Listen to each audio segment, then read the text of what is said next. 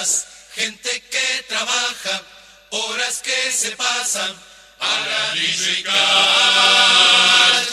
Buenos días, amables oyentes de Radio Fénix. Estamos en nuestro programa oficial de FUCBAN, Habitar el Pensamiento.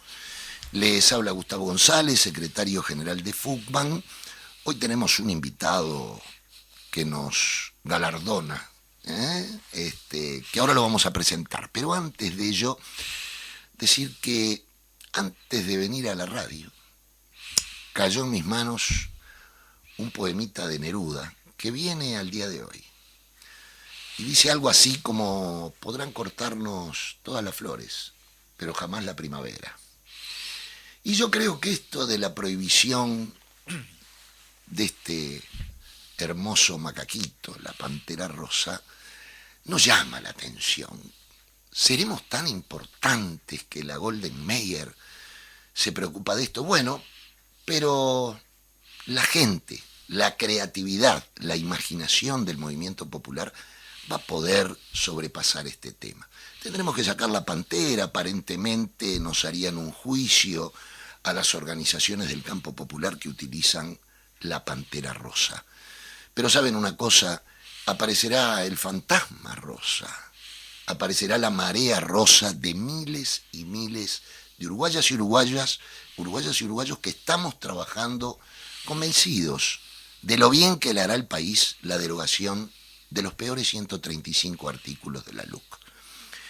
Hoy, como tenemos un invitado especial, está en nuestro estudio el compañero, el amigo Rodrigo Arocena, ex rector de la universidad durante 2 periodos, para nosotros un intelectual, compañero y militante de fuste, de mucho fuste.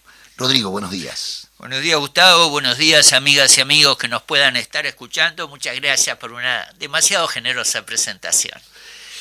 Rodrigo, por supuesto que el tema que hoy está en el tablero político es el referéndum del 27 de marzo.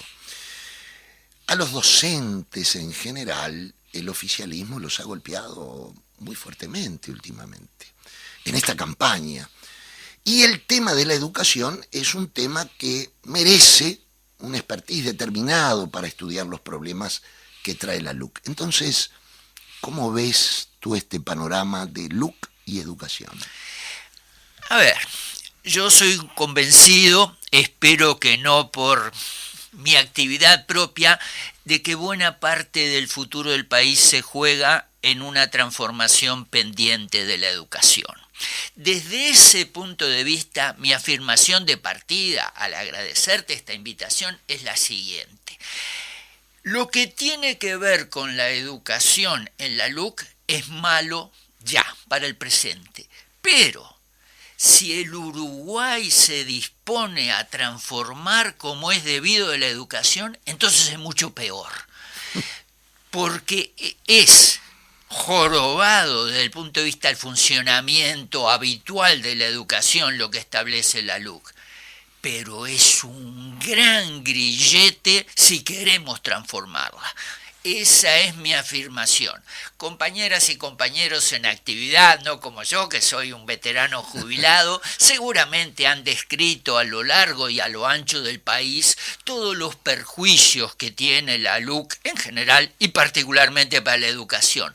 Probablemente, si a ti te parece bien, en esta charla podríamos centrarnos en cómo en broma, si nos decidimos a afrontar la transformación pendiente de la educación.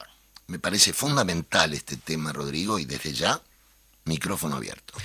Bien, yo creo que, a riesgo de repetir cosas que los oyentes conocen, hay que centrar la cosa en 3 puntos. La disminución de la participación de los docentes, la torpe concentración de la formación avanzada en educación en el Ministerio de Educación y Cultura y el desdibujamiento del proyecto de Sistema Nacional de Educación Pública. Esas son las tres cosas, son jorobadas para hoy, son jorobadas sobre todo para mañana. Las vamos recorriendo una a una y tú me vas, por favor, interrumpiendo para que yo no salga al galope con estas preocupaciones y de pronto olvide alguna cosa. Empecemos por la primera. Perfecto. La disminución de la participación de los docentes. Concretamente, ¿qué significa? En 3 de los 4 consejos desconcentrados de la ANEP, el Consejo de Enseñanza Inicial y Primaria, el Consejo de la UTU y el Consejo de Enseñanza Secundaria, sustituyen, barren la representación de los docentes. Un consejo es sustituido por un director en cada uno de los 3 casos. El argumento es que eso es más ejecutivo. Quien no sabe convencer trata de mandar. Esa es la clave del asunto. En educación, yo creo que está mal en casi todo, salvo quizás en el ejército, cuestión de la que no entiendo y no me meto. Pero la idea de que lo que hay que hacer es mandar sin discutir, un gran estudioso de estas cosas dice que la democracia es gobierno desde la discusión. En educación es donde se va a sustituir. ¿Qué le estás diciendo a la muchachada y a los veteranos que sigan estudiando? No, usted escuche, usted cállese la boca, usted obedezca. Eso es lo contrario de la educación. Es un pésimo mensaje. Naturalmente lo que lográs con eso es ponerte a todos los docentes en contra, porque si decís lo que importa es mandar, los que quieren hacer caso, pero también aportar, dicen, ¿y cuál es mi papel aquí?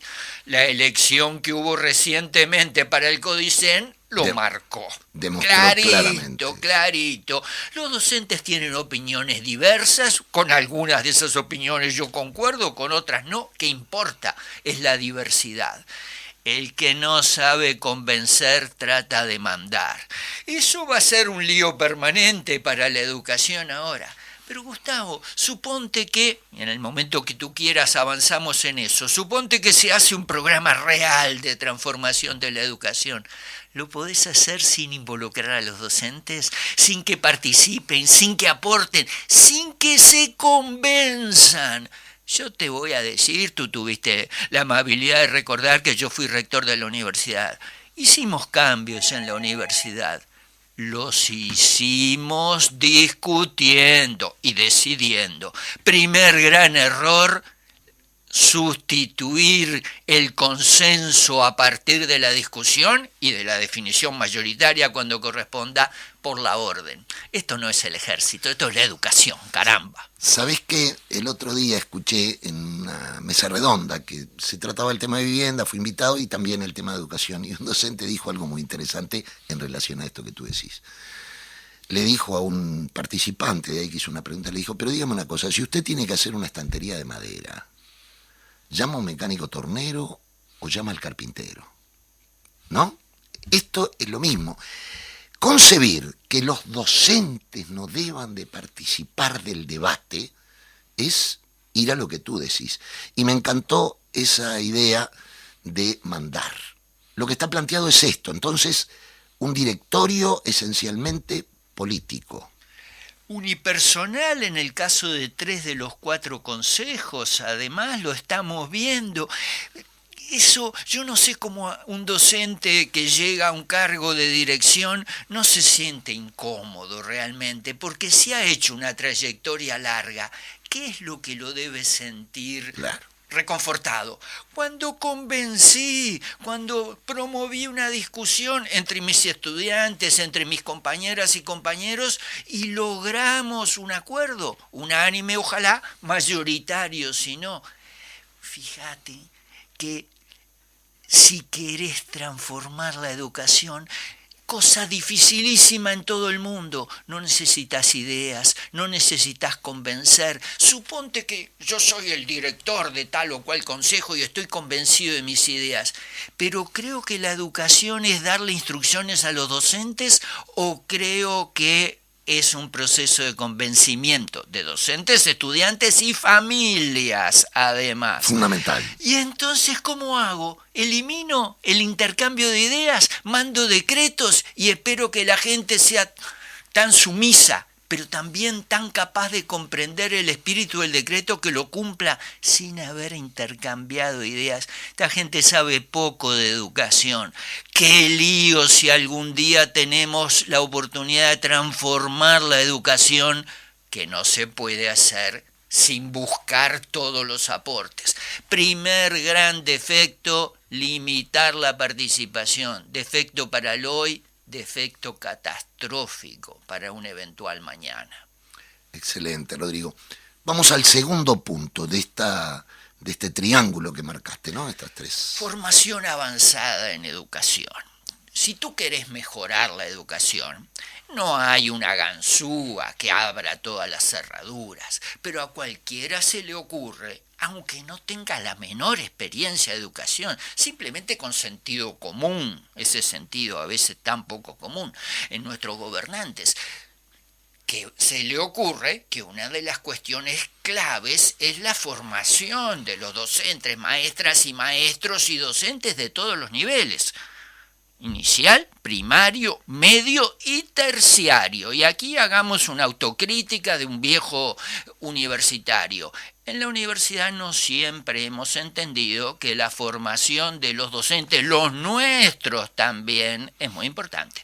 Hemos creído que para ser docente de matemática o de literatura hay que ser un creador en matemática y en letra. Está muy bien, pero además hay que saber enseñar, sobre todo cuando no le estamos enseñando a una pequeña élite de gente que viene de familias con mucho privilegio educativo, sino como ahora que le estamos enseñando a cada vez más gente. Entonces, volviendo para no perder el hilo, cosa que un viejo tiene siempre, el problema, el riesgo, clave para mejorar la educación y para transformarla es la formación de los docentes. Si tú y yo nos ponemos a charlar un día en un café, che, Gustavo, che, Rodrigo, ¿cómo mejoramos la educación? Y yo creo que nos ponemos de acuerdo en algunas cuestiones claves. Busquemos todo lo que hay de experiencia, juntémoslo y a partir de eso hagamos cosas nuevas, pero combinando todos los esfuerzos. Por ejemplo, la inmensa experiencia riquísima de la ANEP en todos sus niveles, claro, y también la experiencia de la Universidad de la República. ¿Qué hace la LUC? Concentra las decisiones en el Ministerio de Educación y Cultura. Mañana cambia el ministro, cambia eso, con lo cual una de las cuestiones claves en la educación, que es que se construye despacio, se destruye muy rápido, la dictadura lo mostró, pero se construye paso a paso, no garantiza eso.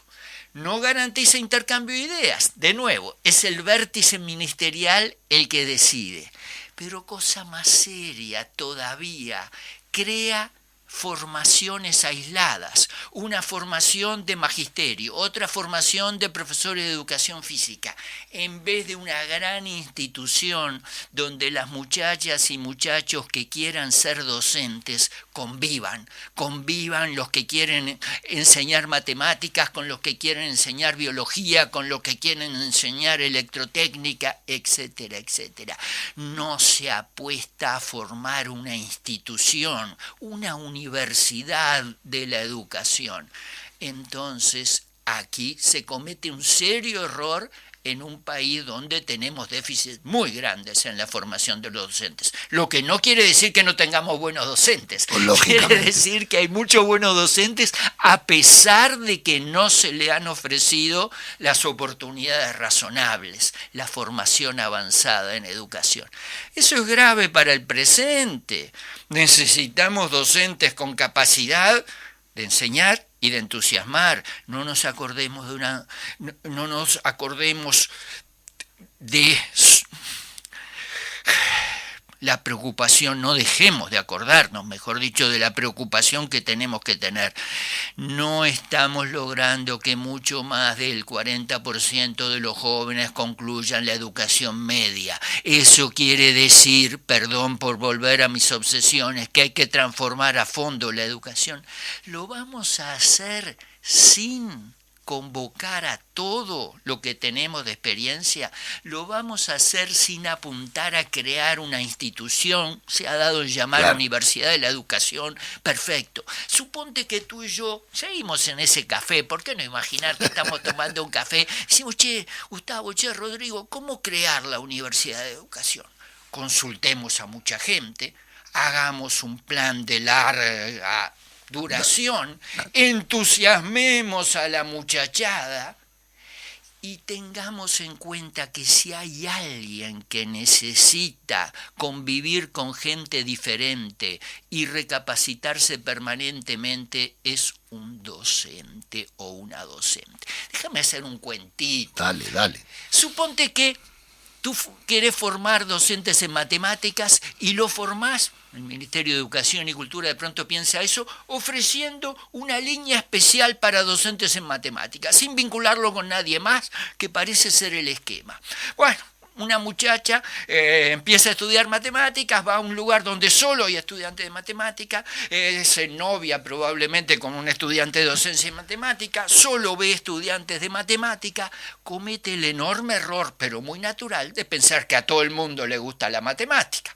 Obviamente. Cuando empieza a enseñar, se encuentra con que eso es justamente lo que no pasa, con que el problema fundamental en la enseñanza de la matemática es, por supuesto, contar el teorema de Pitágoras y todo, pero sobre todo enamorar a la muchachada para mostrarle que la matemática puede ser, cosa que me consta, bellísima, fuente de inspiración, fuente de creación. ¿Cómo diablos lo va a hacer esa muchacha o ese muchacho de nuestro hipotético cuento si antes vive encerrada en... Claro, si no ha estado con gente a lo que le interesa la electrotécnica o la biología y se ha dado cuenta de cuál es la manera en que puede llegarles a eso? No nos olvidemos de una cosa clave. La educación siempre es, ante todo, enamorar a los estudiantes con lo que se va a enseñar. Sin motivación no hay nada. Porque además, ¿quiénes son los verdaderos protagonistas del acto educativo? No somos nosotros los docentes, son los estudiantes. Y la tarea de los docentes es mucho más difícil que supuestamente enseñarlos. Es enamorarlos para estudiar.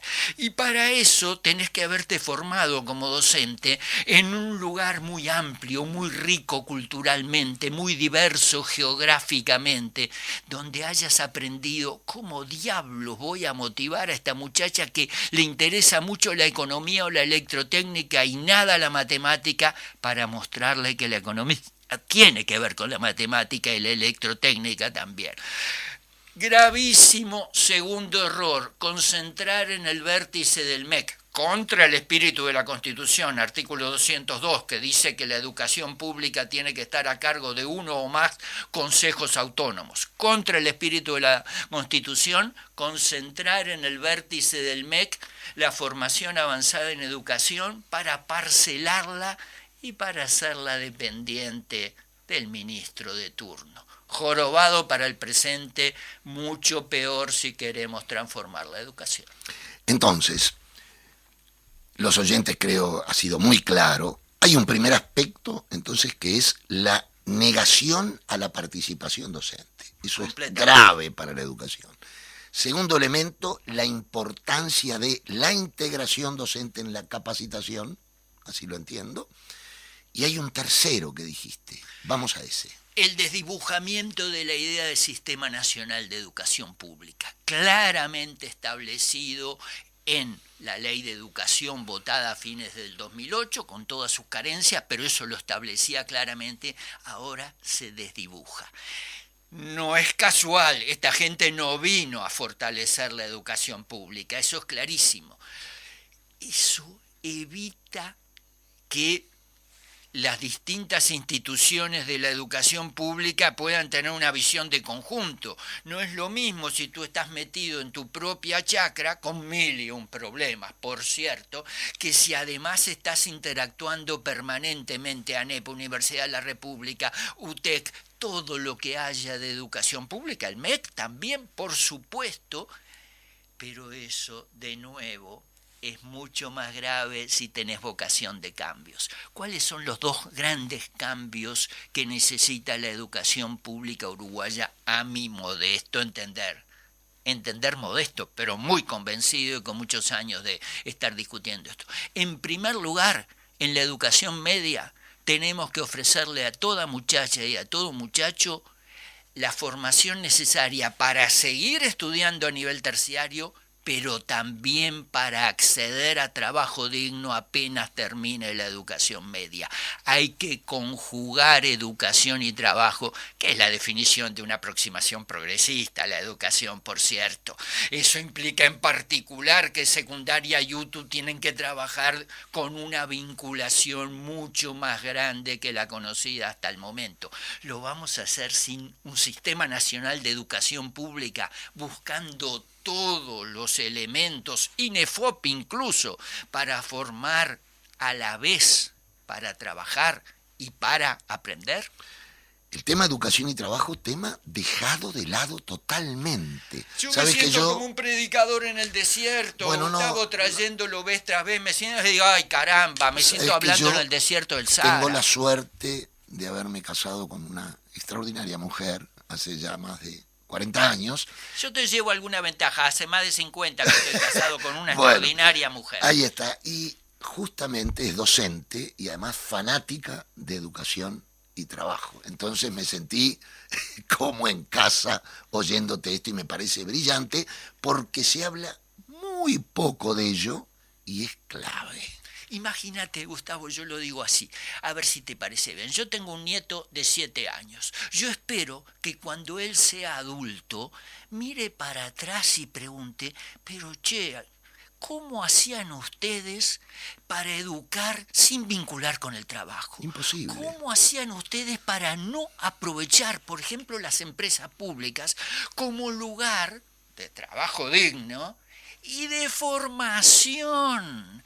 Ahora, para no perdernos demasiado, porque esto sí que puedo montar el caballo y salir al galope y tú no me atrapas más, subrayemos que esto tiene que ver con un sistema nacional de educación pública. No puede ser solo la tarea de los liceos, no puede ser la tarea solo de las UTUs, es del sistema. Aprovechar todas las oportunidades para combinar educación y trabajo. Esa es una de las cosas. Y la otra es generalizar el acceso a la enseñanza terciaria, a distintas modalidades de la enseñanza terciaria. No estoy proponiendo que todo el mundo entre a una determinada facultad, eso sería absurdo, ombliguista, ridículo. Yo lo que estoy diciendo es que para la gente de hoy y sobre todo la de mañana, para poder tener trabajo digno, para poder ejercer la ciudadanía en este mundo cada vez más complicado, para mejorar las cuestiones ambientales, para acceder a la cultura, para proteger la calidad de vida de su familia y de su barrio, va a necesitar estar aprendiendo siempre a nivel superior y conectado con el trabajo. Esa es una transformación del calibre, si no mayor, de la transformación que los uruguayos asociamos al nombre de Varela. Inclusive, hay cifras de miles de uruguayos que ya no podrían entrar al mercado laboral por justamente esta falta de capacitación, preparación, etc. Entonces, este es un tema clave. Entonces, la LUC en estos 3 pilares atenta, yo me animo a decir eso, contra no solamente la educación, sino lo otro que me interesa mucho que has planteado, Rodrigo, la transformación de la educación que el país necesita. Atenta contra la educación de hoy y nos pone un grillete en los pies si nos decidimos a transformar la educación, cosa que si no hacemos, nuestro país no va a poder tener el futuro que su gente merece y que puede tener. Por Dios, podemos tener otra cosa. Tú colocaste por allí en la discusión, en la charla, el tema de un viso de inconstitucionalidad.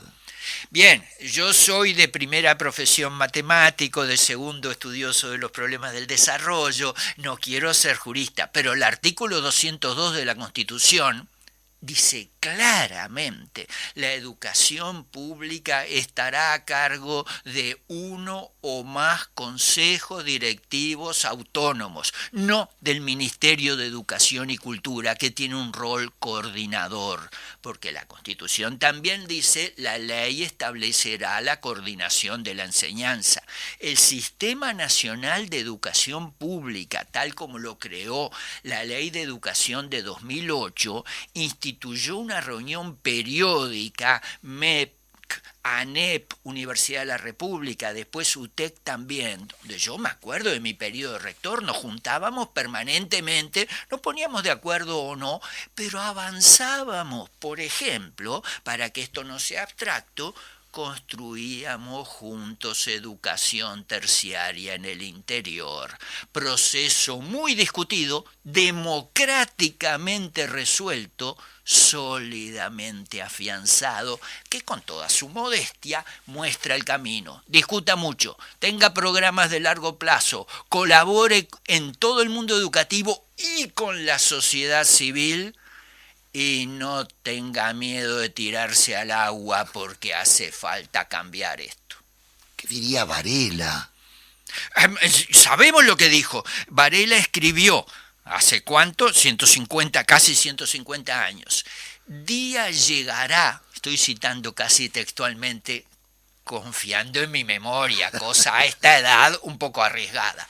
Día llegará, decía Varela, en que la educación mínima que un ciudadano tenga que tener es lo que hoy llamamos liceo.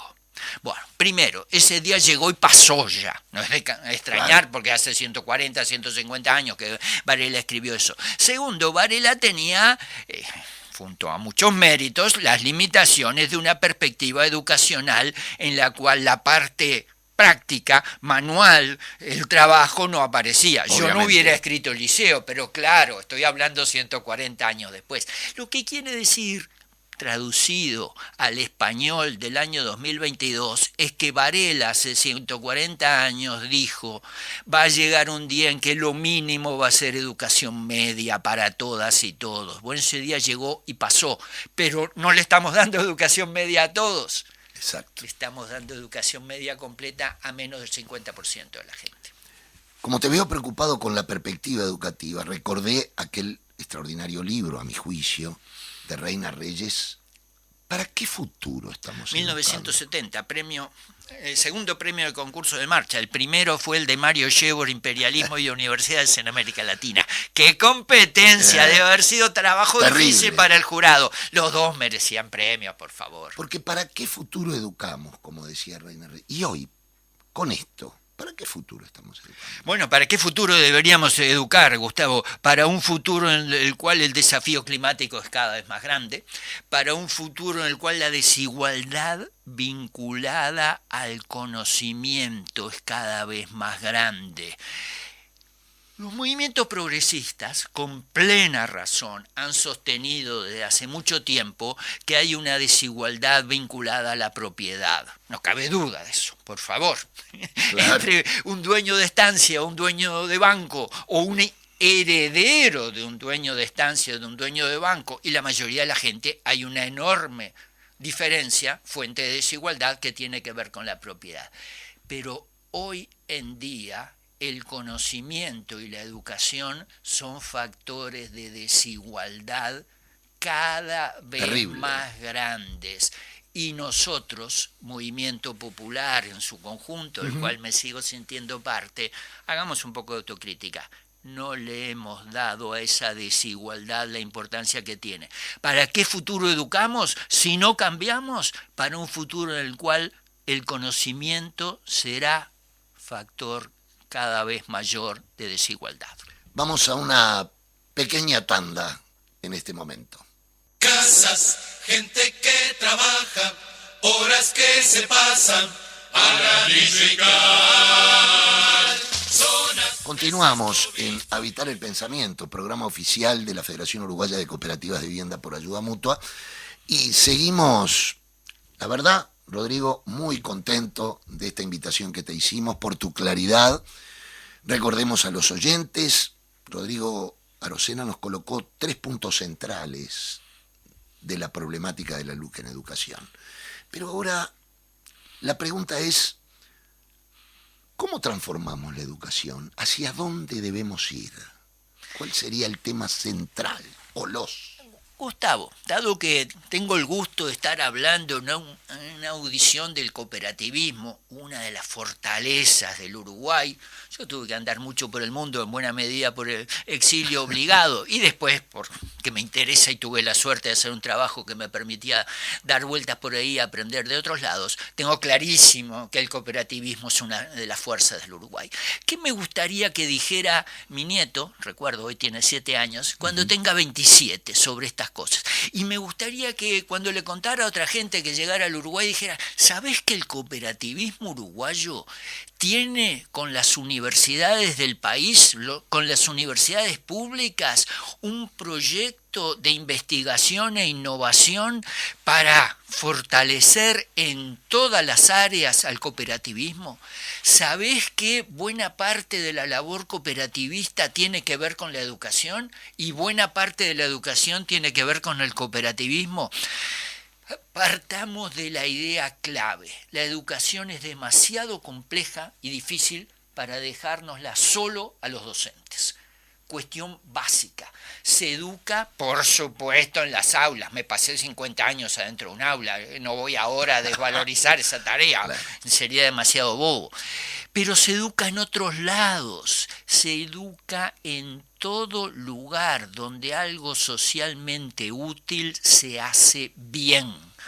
Eso es lo que hemos dado en llamar aula potencial. Una cooperativa de vivienda es un aula potencial. Se podrá aprovechar o no, pero es un aula potencial. Una fábrica es un aula potencial. ANCAP es un aula potencial. Y, digamos, en este momento que tanto se habla de ANCAP, que durante varios años ANCAP tuvo con la Universidad de la República un programa conjunto. ¿Para qué? Para que ANCAP planteara sus necesidades de conocimiento y las resolvieran, no los investigadores de la universidad, los investigadores de la universidad y el personal de ANCAP. Eso nos está mostrando la idea clave. Conocimiento y educación son cosas que naturalmente le competen al sistema educativo, pero solo puede tener éxito si va mucho más allá del sistema educativo.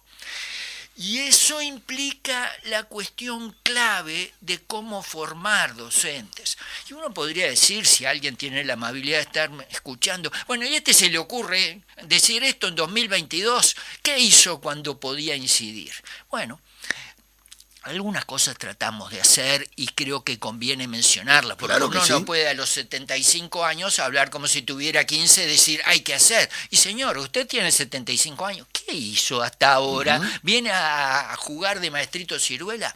La Universidad de la República, no su rector, la Universidad de la República, cuando se estaba discutiendo la ley de educación, adoptó una propuesta y la llevó al Senado. Desgraciadamente no nos prestaron atención. Nosotros les dijimos, en esa época se hablaba de crear el Instituto Universitario de Educación, IUDE. No van a tener las mayorías parlamentarias para esto, les dije. En vez de eso, hagan un programa conjunto ANEP, Universidad de la República, Ministerio de Educación y Cultura, un programa para ir avanzando hacia la formación avanzada en educación. Le llevamos la opinión de un gran jurista para que viera que eran posibles. Le llevamos la experiencia del Programa de Desarrollo de las Ciencias Básicas, que ha cambiado la investigación en el país, que es así. Le propusimos una idea que sigue vigente: aprovechar toda la experiencia existente en materia de educación, investigación, extensión, para hacer algo nuevo, no para repetir, para hacer algo nuevo.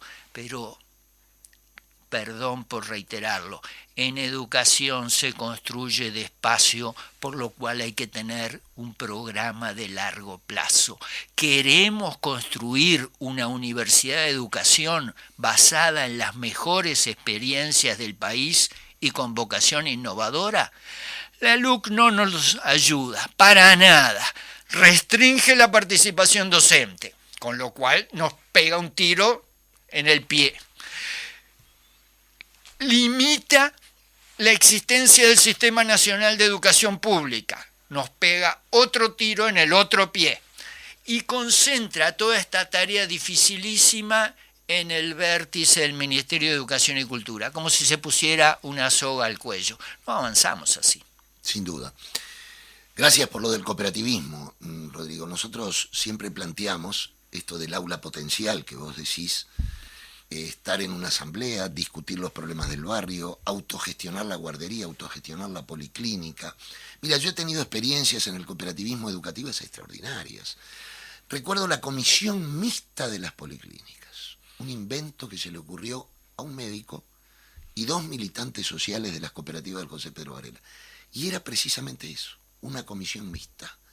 Médicos, enfermeros, personal de servicio y los dirigentes de las cooperativas.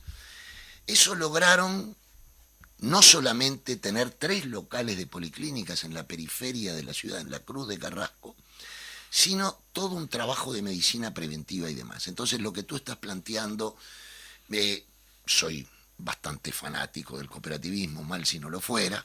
Bueno, sería. Pero evidentemente que ver esa parte de fútbol que yo siempre digo no se conoce o no se quiere conocer. Se conoce la movilización, la lucha, que es muy importante, por los préstamos, pero esta otra parte, nosotros decimos que somos de alguna forma porciones de ciudad alternativas y distintas, porque el control del barrio lo tiene la gente. Y hoy cuando decías que hay que discutir, sí habrá que discutir. Imaginemos aquel cooperativista que llegó a la Cruz de Carrasco en los años 70 y había que construir 213 viviendas, mujeres y hombres, muchos sin oficio. Por supuesto que hubo mano de obra contratada que conocía el oficio, hubo un arquitecto que dirigió la obra, pero hubo que imaginar el gimnasio y hubo que imaginar la policlínica y no había locales comerciales cerca y hubo que imaginar locales comerciales. Entonces, esto de el aula potencial, y no solamente el cooperativismo, sino, como tú bien lo decías, un sinfín de organizaciones sociales que en general se las estigmatiza, no se les da participación, se les escucha poco. Plantearlo a la inversa, déjame decirlo ahora como docente, todo eso debe y puede ser aprovechado por el sistema educativo. Claro. Y la Universidad de la República, desde que en octubre de 2011 aprobó su primera ordenanza de estudios de grado, puede validar como parte del programa de estudios de todas las carreras actividades de colaboración con la sociedad. ¿Cuántas veces me han dicho a mí estudiantas y estudiantes, esto que aprendí en la colaboración con tal o cual actor no lo hubiera aprendido nunca en la facultad? Desde hace ya más de 10 años todo eso, además de impulsarse, puede validarse. La idea de que se aprende adentro de las aulas y afuera también, importa para los movimientos sociales, como tú acabas de subrayarlo, pero importa para nosotros. Sin como duda. jubilados sigo diciendo nosotros. El sistema educativo que no puede mirarse solo hacia adentro. Hay que aprovechar toda esa riqueza para enseñar también dentro del mundo de la educación. Pero además, el otro elemento educativo, tú hablabas hoy, dijiste que has viajado, que has ido, bueno, eso también, ¿no? Romper con la frontera. Fíjate que nosotros estamos desarrollando el cooperativismo de vivienda de ayuda mutua en 7 países de América Latina. Y una vez me dijeron, ¿cuánto da Fugman a Honduras, a Nicaragua, a Guatemala, a El Salvador, Paraguay y Bolivia? Y yo les contesté, ¿y cuánto nos dieron ellos también? Por supuesto. ¿Cuánto aprendieron? Nosotros también. Y cuánto, a ver si lo puedo decir así, Gustavo, cuánto lograron en materia de formación ética de su gente. Yo siempre cuento, la universidad tiene que hacer 3 tareas en materia de educación. La primera, ofrecer formación especializada, distintas carreras. Eso lo hacemos bastante bien, grosso modo. La segunda, más difícil, ofrecer cultura general y comunicacional, hablar con la demás gente, conocer la sociedad, la naturaleza, la creación cultural. Más difícil. Y tercera, formación ética.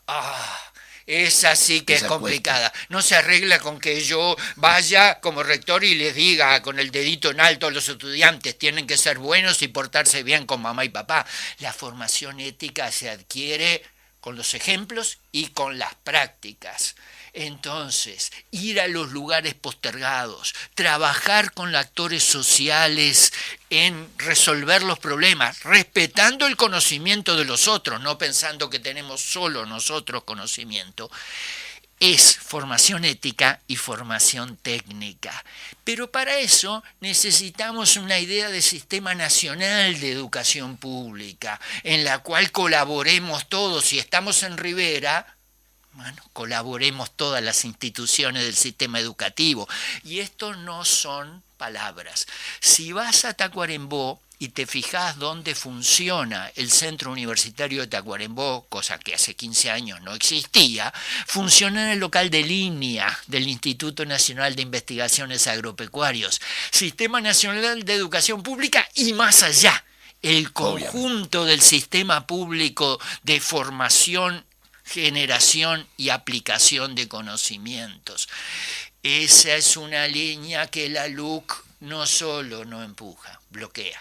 Sí, y además otro elemento muy importante que tú colocabas es entender que la educación es un proceso lento, que lleva tiempo y que no se trata de que invente el agua tibia un gobierno solamente. Nadie en un periodo de 5 años puede...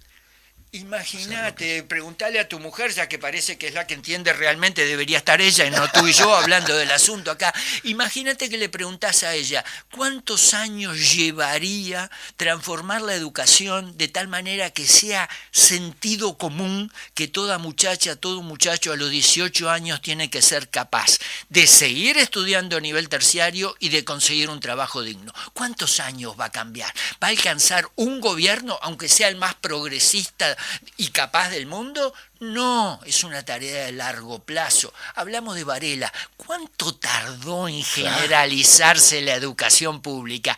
El decreto ley de educación popular es de la década de 1870. ¿Cuántas décadas pasaron antes que podríamos decir, no que se había universalizado, que se había generalizado la escuela primaria? Fue tarea de muchos gobiernos, hay que mirar a largo plazo, no hacer soluciones cortitas, chucutas, como decimos los venezolanos. Creo que la palabra se explica por sí sola, sí, claro. ¿Verdad? Y dirigentistas sin confianza en la discusión, en la gente, en los docentes. Eso no nos lleva a ningún lado, hay que cambiar.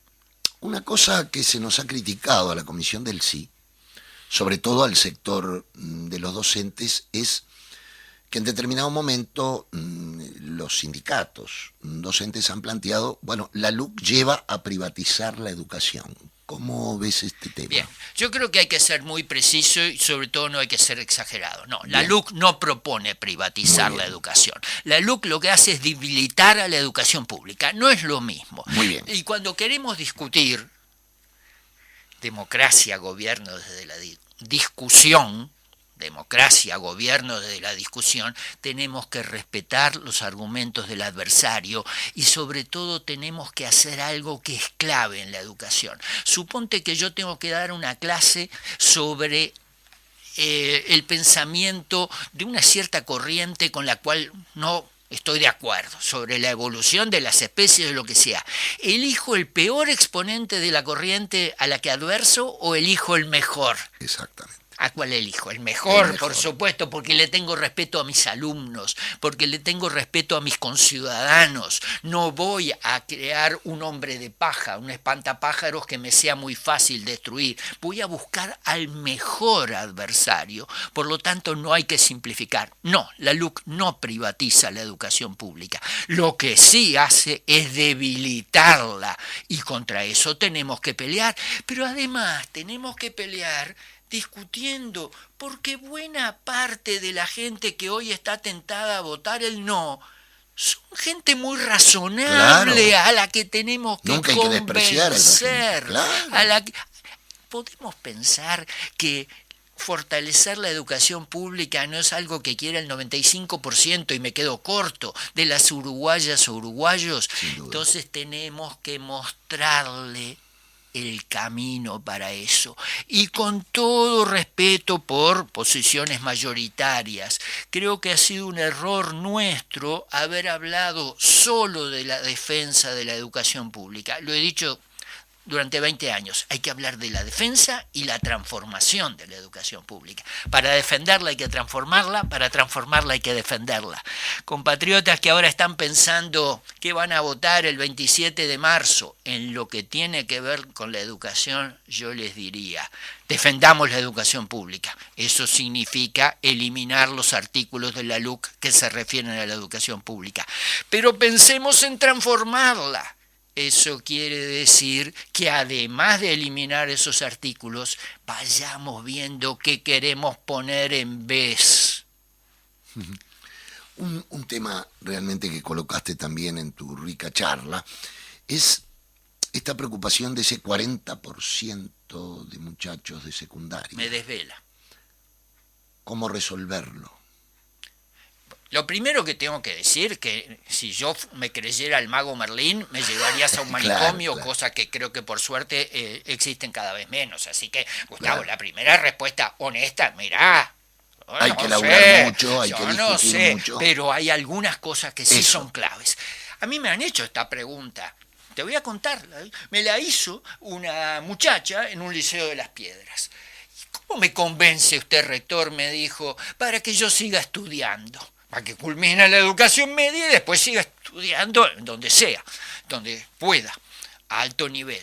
Yo dije, yo no la tengo que convencer, yo lo único que le tengo que decir es, muchacha, si usted no culmina la educación media y no sigue estudiando, las perspectivas suyas y de su familia van a ser complicadas. Exacto. Entonces, lo primero que tenemos que hacer es decirle al estudiantado y a sus familias, rómpanse el alma, traten de concluir, ayuden a su hija, a su hijo, a su novio, a su novia, a su sobrino, ayuden a concluir la educación media de la mejor manera posible, que el país le va a dar oportunidades de seguir estudiando. Lo clave es convencer. Ahora, para convencer hay que dar posibilidades concretas, porque si yo sigo con este diálogo, me podrían decir, bueno, señor ex rector, fenómeno, pero resulta que más del 70% de los estudiantes de la Universidad de la República tienen que trabajar. ¿Y la educación media los ha preparado para eso? No los ha preparado para eso. Entonces, si usted quiere que los estudiantes sigan estudiando en la Universidad de la República, en la UTEC, en la formación docente, en lo que sea, déles entusiasmo, hágales discursos, pero sobre todo déles maneras concretas de tener trabajo digno, déles formación para seguir estudiando. Hay cosas que si no se adquieren cuando sos un muchacho o una muchacha se hace difícil después. Dele formación para seguir estudiando, dele confianza en sus propias capacidades y dele formación para el trabajo, para que pueda caminar en las dos piernas. Pero para eso la tarea no puede ser solo del sistema educativo. Esta es una tarea política con P mayúscula.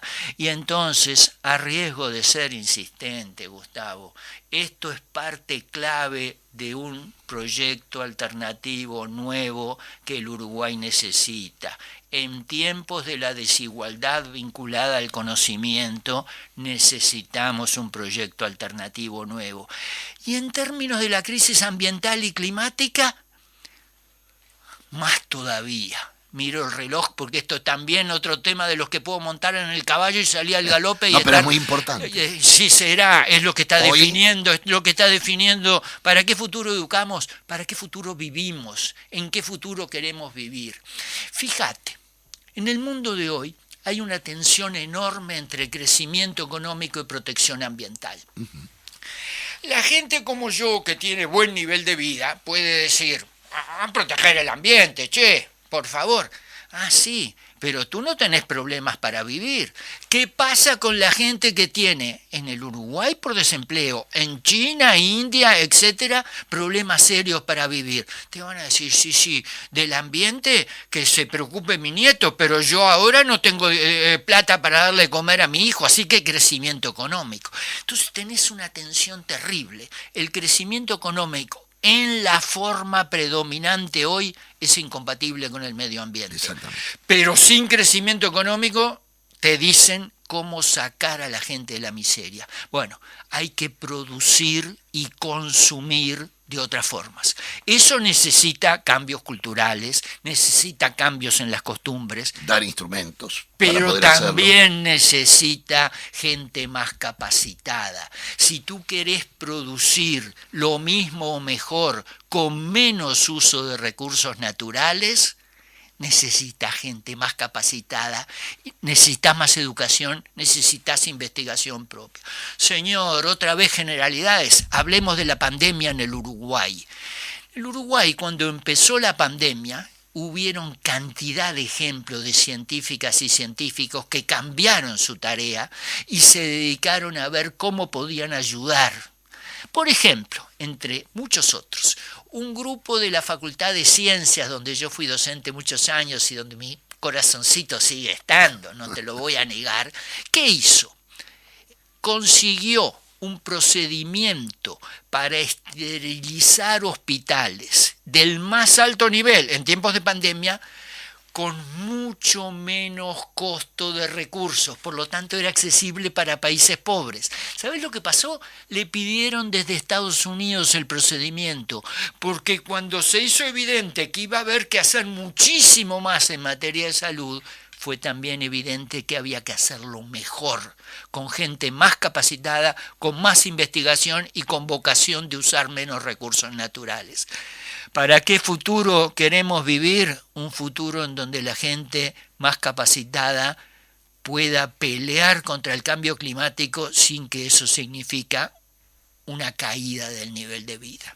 Yo recuerdo una charla donde fue un compañero muy ilustrado en ecología y demás, y le estaba dando una charla a campesinos hondureños que estaban plantando palma africana. Entonces el ecologista le decía que bueno, que esa era una plantación que embromaba el ambiente, que bla, bla, bla, bla, bla, y me recordaste eso, porque los campesinos le dijeron sí, pero tenemos que comer. Pero tan sencillo como eso. Es evidente, y para eso, no quiero exagerar, tú me invitaste a hablar de educación, aquí hay cuestiones políticas, de estrategias de largo plazo, hay cuestiones de costumbres, mientras todos queramos tener un auto por persona, eso no va a mejorar mucho, pero hay cuestiones también de educación e investigación.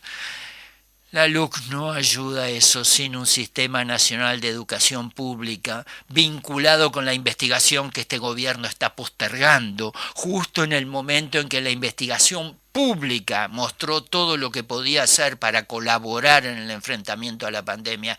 Sin eso vamos mal. Pero, Gustavo, permitime repetir mi pequeña metáfora, ya que es la que tengo. Hay que caminar usando los dos pies. Hay que enfrentar el malón de derecha que la LUC representa. Quiero decirlo de manera tranquila, sin alzar la voz. Yo creo que es así. pero no quiero decirlo como un discurso de barricada. Es un malón esto de suprimir la participación, desdibujar la educación pública, concentrar en el ministerio la tarea que debe ser de toda la educación. Es un malón. Pero además hay que tener un proyecto alternativo, porque si no va a pasar lo mismo que en tu relato de los campesinos hondureños. Bueno, sí, esto estará regular. ¿Y qué nos están proponiendo en vez? Rodrigo, te agradecemos muchísimo. Creo que todos los oyentes deben estar muy satisfechos de haberte escuchado, por tu claridad, tu historia en el conocimiento de la educación. Y quiero cerrar hoy el programa no solamente agradeciéndote, sino hablándole al oyente, a ese que está dudando, a ese que voto sí, voto no, que van a ser los que van a definir, obviamente, gran parte el 27 de marzo. Primero, hablemos con mucho respeto. Cualquiera puede estar pensando en votar no, pero escuchen los argumentos. No se vale llevarse por consignas huecas, sin contenidos. ¿Qué quiere decir la LUC es seguridad? ¿Qué quiere decir la LUC es libertad después de haber escuchado esto? Libertad en la educación es que todos los actores fundamentales, todos los cuerpos docentes discutan, estando de acuerdo, a favor, pero la luz sale no de la unanimidad, sino del debate diverso. Por lo tanto, Rodrigo, gracias por tu clase. Muchas gracias a ti y a quienes nos hayan escuchado, ¿no? Me hayan hecho el honor de escuchar.